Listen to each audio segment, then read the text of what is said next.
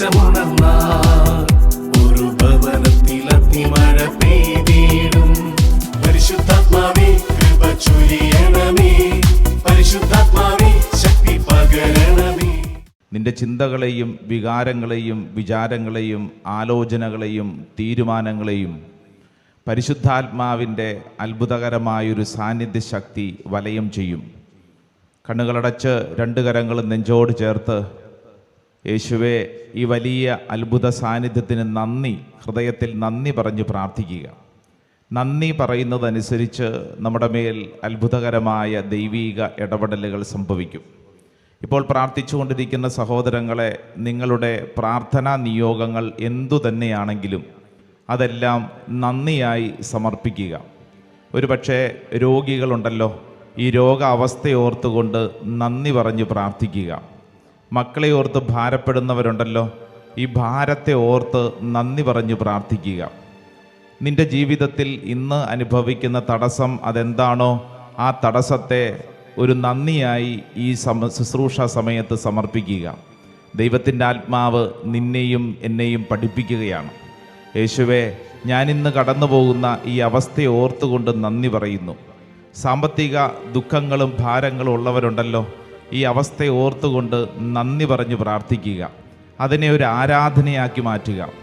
ഏതെങ്കിലും വിഷയത്തെ ഓർത്ത് ഭാരപ്പെട്ട് പരാതി പറഞ്ഞ് പിറുപിറുത്തുകൊണ്ട് ആരെങ്കിലും ഉണ്ടോ? ഇങ്ങനെ ഉള്ള അവസ്ഥയിൽ പിറുപിറുത്തുകൊണ്ടിരുന്നാൽ, പരാതി പറഞ്ഞുകൊണ്ടിരുന്നാൽ പ്രശ്നത്തിന് ഉത്തരം കിട്ടില്ല. മറിച്ച് നീ അവയെ ഒരു ആരാധനയാക്കി മാറ്റുമ്പോൾ അവയിൽ വലിയ ഒരു ദൈവീക ഇടപെടലുണ്ടാവും. എൻ്റെ പ്രിയപ്പെട്ട സഹോദരങ്ങളെ, രണ്ട് കരങ്ങളും തലയ്ക്ക് മുകളിൽ നന്നായി നിവർത്തി ഉയർത്തിപ്പിടിച്ചോ. നിങ്ങൾ ആര് തന്നെയും ആയിക്കൊള്ളട്ടെ, ഈ ശുശ്രൂഷയിൽ നിങ്ങൾ പങ്കെടുക്കുന്നുണ്ടെങ്കിൽ അതിൻ്റെ അർത്ഥം നിന്നിലൂടെ ചില കാര്യങ്ങൾ കർത്താവ് ഈ മണ്ണിൽ പ്രവർത്തിക്കാൻ ആഗ്രഹിക്കുന്നുവെന്നാണ്. നിന്നിലൂടെ ചില കാര്യങ്ങൾ നിൻ്റെ വീട്ടിൽ പ്രവർത്തിക്കാൻ ആഗ്രഹിക്കുന്നുവെന്നാണ്. നിന്നിലൂടെ ചില കാര്യങ്ങൾ ഈ ദേശത്ത് ദൈവത്തിൻ്റെ ആത്മാവ് പ്രവർത്തിക്കാൻ ആഗ്രഹിക്കുന്നുവെന്നാണ്.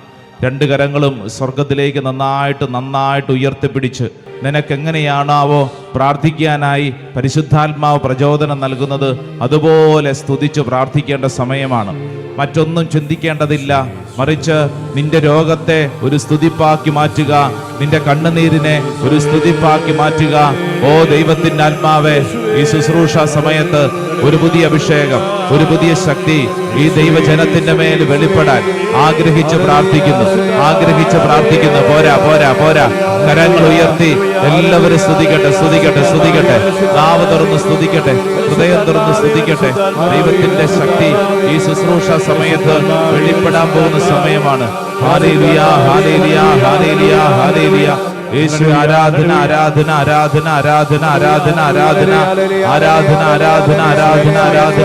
നന്നായിട്ട് സ്തുതിച്ച് നമ്മുടെ ആരോഗ്യത്തെ സമർപ്പിച്ച് സ്തുതിച്ച് മനസ്സിന്റെ ഭാരങ്ങളെ സമർപ്പിക്കട്ടെ, നിന്റെ ദുഃഖത്തെ സമർപ്പിക്കട്ടെ.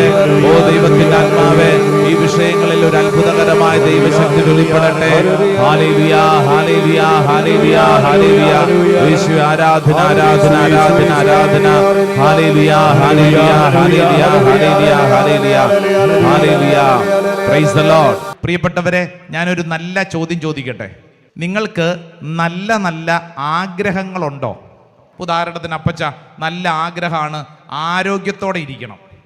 അതൊരു നല്ല ആഗ്രഹമാണ്, അല്ലേ? അമ്മച്ചിയുടെ ആഗ്രഹം എന്താ? മകള്, മകൻ, അവർ സന്തോഷത്തോടെ ഇരിക്കണം. നല്ല ആഗ്രഹങ്ങളാണ്. ഓരോരുത്തരുടെയും ഉള്ളിൽ ചില നല്ല ആഗ്രഹങ്ങളുണ്ട്. ഓൺലൈനിൽ പങ്കെടുക്കുന്നവരുടെ ഉള്ളിലുണ്ട്. നമ്മുടെ എല്ലാവരുടെ ഉള്ളിൽ നല്ല കുറേ ആഗ്രഹങ്ങളുണ്ട്. ഈ ആഗ്രഹങ്ങൾ സാധിച്ചു കിട്ടാൻ എന്താണ് ചെയ്യേണ്ടത് എന്നുള്ള ഒരു ചോദ്യം ചോദിച്ചാൽ, സങ്കീർത്തകനായ ദാവീദ് നമ്മളെ ഒരു വചനം നൽകി ഇതാ പഠിപ്പിക്കുകയാണ്. ഒരു കുഞ്ഞു കാര്യമാണ്, പക്ഷേ വളരെ പ്രധാനപ്പെട്ട കാര്യമാണ്. അതായത് നമ്മുടെ ജീവിതത്തിലെ നല്ല കാര്യങ്ങൾ സംഭവിക്കപ്പെടാൻ നമ്മൾ ചെയ്യേണ്ട, നമ്മൾ ആശ്രയിക്കേണ്ട ഒരു കാര്യം. ബുക്ക് ഓഫ് സാം, സങ്കീർത്തന പുസ്തകം 37-ാം അധ്യായം അതിൻ്റെ 4-ാം തിരുവചനം. കർത്താവിൽ ആനന്ദിക്കുക, അവിടുന്ന് നിന്റെ ആഗ്രഹങ്ങൾ സാധിച്ചു തരും. വലതകര ഉയർത്തി വചനം നേറ്റു പറഞ്ഞ് സങ്കീർത്തനം 37-ാം അധ്യായം 4-ാം തിരുവചനം. കർത്താവിൽ ആനന്ദിക്കുക, അവിടുന്ന് നിന്റെ ആഗ്രഹങ്ങൾ സാധിച്ചു തരും. നമ്മൾ പ്രാർത്ഥിക്കേണ്ടത് രക്ഷയ്ക്ക് വേണ്ടിയാണോ സൗഖ്യത്തിന് വേണ്ടിയാണോ? രക്ഷയ്ക്ക് വേണ്ടി നമ്മൾ പ്രാർത്ഥിക്കണം. പക്ഷെ സങ്കടകരമായ കാര്യം എന്താ? നമ്മുടെ ഒട്ടുമുക്കാലും പ്രാർത്ഥനകൾ ഈ ഭൂമിയിൽ ഇന്നോ നാളെയോ നഷ്ടപ്പെട്ടു പോയേക്കാവുന്ന പല കാര്യങ്ങൾക്കും വേണ്ടിയാണ് നമ്മുടെ പ്രാർത്ഥന കൂടുതലും നമ്മൾ ചെലവഴിക്കുന്നത്. ശ്രദ്ധിച്ചാൽ മതി. മകൻ ജർമ്മനി പോണം, അല്ലേ? നല്ല ആഗ്രഹമാണ് ജർമ്മനി പോണം. പക്ഷേ 24 മണിക്കൂറും എൻ്റെ മകൻ ജർമ്മനി, എൻ്റെ മകൻ ജർമ്മനി, എൻ്റെ മകൻ ജർമ്മനി, അല്ലേ? ധ്യാനകേന്ദ്രങ്ങളായ ധ്യാനകേന്ദ്രങ്ങൾ മുഴുവൻ, അല്ലേ? അന്തോനിസ് പുണ്യവാളം കഴിഞ്ഞിട്ട് യൂദാത്ത ദേവൂസ്, അല്ലേ? എന്താ പറഞ്ഞുകൊണ്ടിരിക്കുന്നത്? എൻ്റെ മകൻ ജർമ്മനി. വീട് പണി, വീട് പണി, വീട് പണി, സ്ഥലം വിൽപ്പന, സ്ഥലം വിൽപ്പന, സ്ഥലം വിൽപ്പന, തലവേദന, കൈവേദന, കാലുവേദന, വയറുവേദന, ചെവിവേദന, കണ്ണുവേദന. ദൈവമേ, ദൈവമേ, ദൈവമേ.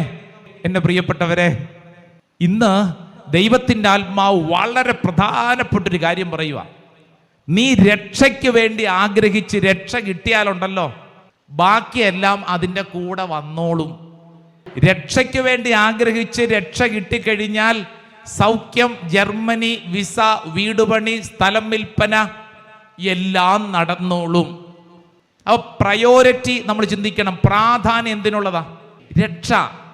രക്ഷ അതാണ് പ്രധാനപ്പെട്ടത്. കാരണം ഈ രക്ഷ അനുഭവിക്കുന്ന ഒരു വ്യക്തിക്ക് ജീവിതത്തിൽ പിന്നീട് ഭാരപ്പെട്ട് ജീവിക്കേണ്ടി വരികയില്ല. എൻ്റെ അച്ഛ, ഞങ്ങൾക്കും വേണം രക്ഷ, എങ്ങനെ കിട്ടും?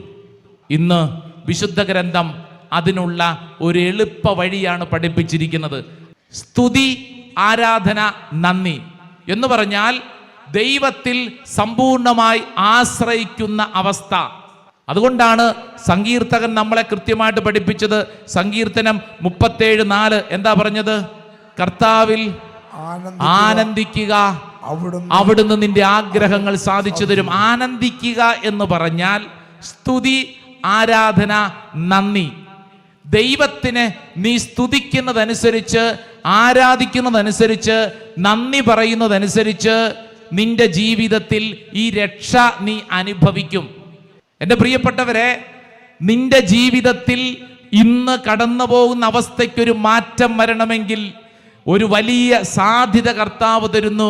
നീ നിന്റെ ജീവിതത്തെ ഒരു സ്തുതിയായും ആരാധനയായും നന്ദിയായും അർപ്പിച്ചാൽ അന്തരീക്ഷം മാറും. നിങ്ങളുടെ എല്ലാവരുടെ ഉള്ളില് പലതരത്തിലുള്ള പ്രശ്നങ്ങളും ഭാരങ്ങളും ഉണ്ട്, ഇല്ലേ? അത് ഓർത്തോണ്ടിരിക്കുക. ഇങ്ങനെ ഓർത്തോണ്ടിരുന്നു കഴിഞ്ഞാൽ നിങ്ങളുടെ പ്രശ്നങ്ങൾക്ക് ഉത്തരം കിട്ടുമോ? ഇല്ല. പുറപ്പാട് പുസ്തകം 15-ാം അധ്യായം 24-ാം തിരുവചനം പഠിക്കാൻ പറ്റിയൊരു വചനഭാഗമാണ്. നമ്മുടെയൊക്കെ ഒരു സ്വഭാവമാണ് അതിൽ എഴുതിയിരിക്കുന്നത്. കേട്ടോണേ. ജനം മോശയ്ക്കെതിരെ പിറുപിറുത്തു. ആഹാ, നമ്മുടെ സ്വഭാവം എന്ന് പറഞ്ഞു ഇതാ. ഏത്? ജനം മോശയ്ക്കെതിരെ പിറുപിറുത്തു. അവരുടെ പ്രശ്നം എന്താണെന്നറിയോ? കുടിക്കാൻ വെള്ളമില്ല. വെള്ളമുണ്ട്, പക്ഷേ വെള്ളം കയ്പ് നിറഞ്ഞ വെള്ളമാണ്. ജനം മോശയ്ക്കെതിരെ പിറുപിറുത്തു. ഞങ്ങൾ എന്ത് കുടിക്കും? ഞങ്ങൾ എന്ത് കുടിക്കും? ഇതാണ് അവരുടെ ചോദ്യം. നമ്മുടെ മിക്കവാറും ഉള്ള പ്രശ്നത്തിന്റെ റൂട്ട് കിടക്കുന്ന എവിടെയാ? ഞങ്ങൾ എന്ത് തിന്നും, ഞങ്ങൾ എന്ത് കുടിക്കും, അല്ലേ? ഇതാണ് നമ്മുടെ മിക്കവാറും ഉള്ള ചോദ്യം. ദേ, നമ്മൾ മാത്രമല്ലെന്ന്, ഇസ്രായേൽക്കാരുടെ മെയിൻ പരിപാടി ഇതായിരുന്നു. ഇവരെപ്പോഴും മോശയോടും അഹറോനോടും ചോദിച്ചുകൊണ്ടിരുന്ന ചോദ്യം ഈ കൊള്ളാം, ഇതെങ്ങോട്ടാ പോണേ?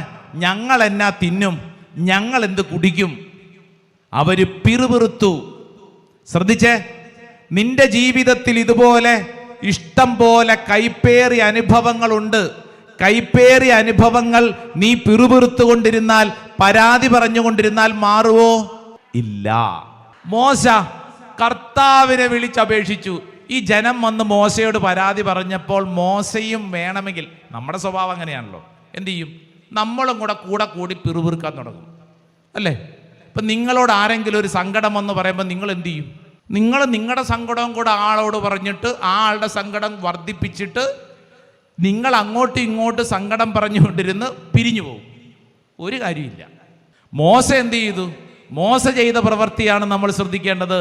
മോശ ഈ പരാതി പറഞ്ഞവരോട് കൂടെ നിൽക്കാതെ മറിച്ച് സ്വർഗത്തിലേക്ക് നോക്കി വിളിച്ച് പ്രാർത്ഥിച്ചെന്ന്. അപ്പോൾ എന്ത് സംഭവിച്ചു? തൊട്ടടുത്ത വചനം വായിച്ചേ. അവിടുന്ന് അവന് ഒരു തടിക്കഷണം കാണിച്ചു കൊടുത്തു. അവിടുന്ന് അവന് ഒരു തടിക്കഷണം കാണിച്ചു കൊടുത്തു. അത് വെള്ളത്തിലിട്ടപ്പോൾ വെള്ളം മധുരിച്ചു. ശ്രദ്ധിച്ചേ, അത് വെള്ളത്തിലിട്ടപ്പോൾ ആ വെള്ളം മധുരിച്ചു. ആ വെള്ളം ഇത്രയും നേരം എങ്ങനെയായിരുന്നു? കയ്പ് നിറഞ്ഞതായിരുന്നു. എന്തു ചെയ്തപ്പോഴാണ് ആ വെള്ളം മധുരിച്ചത്? തടിക്കഷണം വെള്ളത്തിലിട്ടു. തടിക്കഷണം അവിടെ നേരത്തെ കിടപ്പുണ്ടായിരുന്നു. എന്നാൽ ദൈവം മോശയോട് പറഞ്ഞ ആ കാര്യം, ഏത് കാര്യം? എടാ, ഈ തടിക്കഷണം എടുത്ത് വെള്ളത്തിലിടൂ. മോശ അത് ചെയ്യാൻ തയ്യാറായി. നമ്മളാണെങ്കിലോ? പിന്നെ തടിക്കഷണം ഇട്ടാൽ വെള്ളം മധുരിക്കുമോ? ഇന്ന് വരെ കണ്ടിട്ടുമില്ല, കേട്ടിട്ടുമില്ല. ദൈവമേ, വേറെ വല്ലതും പറയൂ, ഇച്ചിരുടെ കടുപ്പമുള്ളത് പറഞ്ഞാൽ ഞാൻ ചെയ്യാം. ഇതിപ്പോ എന്നാ പണിയാ? മോശ എന്ത് ചെയ്തു? ചോദ്യമൊന്നും ചോദിച്ചില്ല. ദൈവം പറഞ്ഞ കാര്യം അതേപടി ചെയ്തു. ആ തടിക്കഷണം എടുത്ത് വെള്ളത്തിലിട്ടു. ഉടനെ എന്ത് സംഭവിച്ചു? ആ വെള്ളം മധുരിച്ചു. ആ വെള്ളം മാറിപ്പോയി വേറെ വെള്ളം വന്നോ? ഇസ്രായേൽ ജനത്തെ അവിടുന്ന് കൊണ്ടുപോയി ഇസ്രായേൽ ജനത്തോട് പറഞ്ഞു, ഈ വെള്ളം കുടിക്കേണ്ട, അപ്പുറത്ത് വേറെ വെള്ളമുണ്ട്, അത് കുടിച്ചു. അങ്ങനെയാണോ? കയ്പ് നിറഞ്ഞ അതേ വെള്ളത്തെ ദൈവം മധുരമുള്ളതാക്കി മാറ്റി. Praise the Lord. ഭർത്താവിനെ ഓർത്തുകൊണ്ട് വിഷമിച്ചു കൊണ്ടിരിക്കുന്ന ഭാര്യ ദൈവത്തെ സ്തുതിച്ചു പ്രാർത്ഥിച്ചാൽ ആ ഭർത്താവിനെ മാറ്റി പുതിയ ഭർത്താവിന് കിട്ടും. ആണോ? അല്ല, അല്ല. മറിച്ച് അതേ കുഴപ്പം നിറഞ്ഞ ഭർത്താവിനെ ദൈവം മധുരമുള്ളതാക്കി മാറ്റും. വിശ്വസിക്കുന്നവരൊരു ആമേൻ പറഞ്ഞേ. ഇപ്പൊ ചേട്ടാ, മകനെ ഓർത്ത് ഭാരപ്പെട്ടുകൊണ്ടിരിക്കുക. ഓ, മകൻ താൻ തോന്നി ശരിയാവുന്നില്ല, ഇങ്ങനെ പ്രാർത്ഥിച്ച് വിഷമിച്ച് ഇതിനെ ഒരു സ്തുതിപ്പാക്കി മാറ്റുമ്പോൾ എന്ത് സംഭവിക്കും? ദൈവം ഈ മകന് പകരം വേറെ മകനെ തരുമെന്നാണോ? അല്ല, അതേ മകനെ തന്നെ ദൈവം വിശുദ്ധീകരിക്കും. അല്ലാതെ നിനക്ക് പുതിയൊരു വീട് കിട്ടുമെന്നല്ല, ഒരു അന്തരീക്ഷം മാറും. ദൈവം അതേ സാഹചര്യത്തിൽ തന്നെ ദൈവം പ്രവർത്തിക്കും. വിശ്വസിക്കുന്നവര് വലതകര ഉയർത്തി പറഞ്ഞ ഹല്ലേലൂയാ, ഹല്ലേലൂയാ.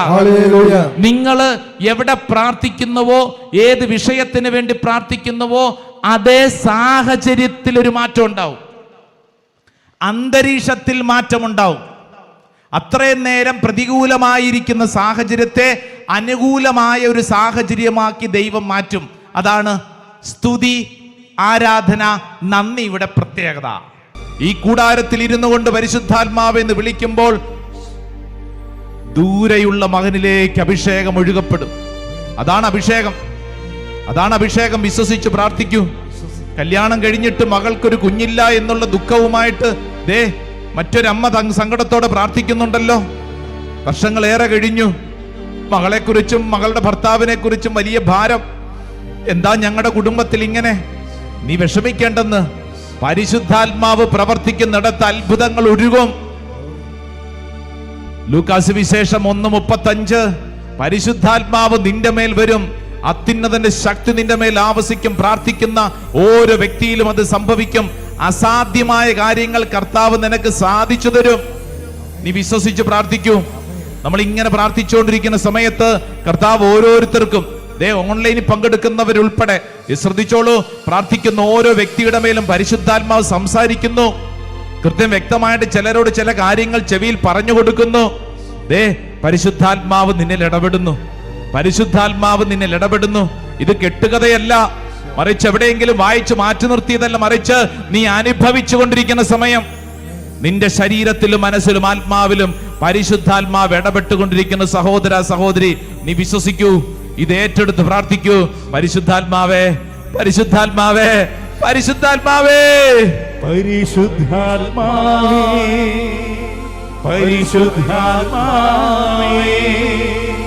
അളവില്ലാതെ നിറയണമേ. പരിശുദ്ധാത്മാവേ, പരിശുദ്ധാത്മാവേ, പരിശുദ്ധാത്മാവേ, പരിശുദ്ധാത്മാവേ, അഭിഷേകത്തിന്റെ അളവില്ലാതെ നിറയണമേ. പ്രാർത്ഥിക്കുന്ന ഓരോ വ്യക്തിയിലേക്കും അഭിഷേകത്തിന്റെ ആത്മാവ് ഇറങ്ങട്ടെ. എല്ലാ തടസ്സങ്ങളും പരിശുദ്ധാത്മാവ് എടുത്തു മാറ്റട്ടെ. ഒരു പുതിയ അഭിഷേകത്തിലേക്ക് പരിശുദ്ധാത്മാവ് നയിക്കട്ടെ. പ്രാർത്ഥിക്കുന്ന ഓരോ വ്യക്തികൾക്കും വേണ്ടി ഈ നിമിഷം പരിശുദ്ധാത്മാവിന്റെ ജ്വലനം, അപ്പസ്തോല പ്രവർത്തന 2-ാം അധ്യായം 9 വചനത്തിന്റെ ശക്തി പ്രാർത്ഥിക്കുന്ന ഓരോ വ്യക്തിയിലോട്ട് കടന്നു വരട്ടെ. പുതിയൊരു അഭിഷേകത്തിന്റെ ശക്തി നിന്നിലേക്ക് ഒഴുകുന്നു. തടസ്സങ്ങൾ കർത്താവെടുത്ത് മാറ്റുന്നു. തടസ്സങ്ങൾ കർത്താവെടുത്ത് മാറ്റുന്നു. വചനത്തിന്റെ അഭിഷേകം തുറക്കപ്പെടുന്നു. ഹൃദയത്തിന്റെ ഭാരം കർത്താവ് മാറ്റുന്നു. ഹൃദയം തുറന്ന് വചനം കേൾക്കാൻ കർത്താവ് ചിലർക്ക് ശക്തിയും ബലവും നൽകുന്നു. ചിലരുടെ ഉള്ളിലുള്ള സങ്കടം, എനിക്ക് മാത്രം എന്താണ് ഇങ്ങനെ, എനിക്ക് മാത്രം എന്താണ് ഇങ്ങനെ, ഭാരപ്പെടുന്ന ചിലരോട് പരിശുദ്ധാത്മാവ് പറയുന്നു, നീ വിഷമിക്കേണ്ട, പരിശുദ്ധാത്മാവ് നിന്നിൽ ഇടപെടും. അത്ഭുതകരമായിട്ട് പരിശുദ്ധാത്മാവ് നിന്നിൽ ഇടപെടും. ഓ അമ്മേ, മാതാവേ, ഞങ്ങൾക്ക് വേണ്ടി മധ്യസ്ഥം വഹിക്കണമേ. എൻ ദേശമുണർന്നാൽ ഒരു ഭവനത്തിൽ അഗ്നിമഴ പെയ്തിടും. പരിശുദ്ധാത്മാവേ കൃപ ചൊരിയണമേ. പരിശുദ്ധാത്മാവേ